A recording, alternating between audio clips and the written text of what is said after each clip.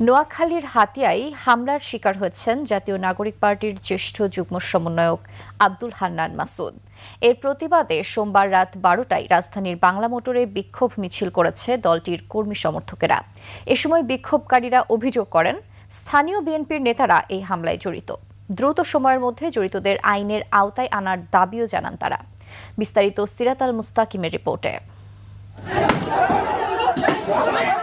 সোমবার সন্ধ্যায় হাতিয়ায় জাহাজমারা বাজারে নেতাকর্মীদের নিয়ে পথসভা করছিলেন হান্নান মাসুদ। এ সময় হামলা চালায় দুর্বৃত্তরা।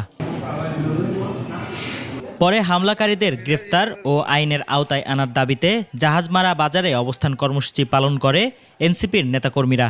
হাজার হাজার মানুষ থেকে তারা এসে লাঠিসোঁটা নিয়ে অতর্কিত হামলা করে। সে হামলার পরে আমাদের অগণিত মানুষ আহত হয়, আমি নিজে আহত হই। ওদের কাছে সন্ত্রাসীদের হাতে কেউই নিরাপদ নাই। যারা রক্ত দিয়ে তাদেরকে জিম্মি দশা থেকে মুক্ত করেছে তারা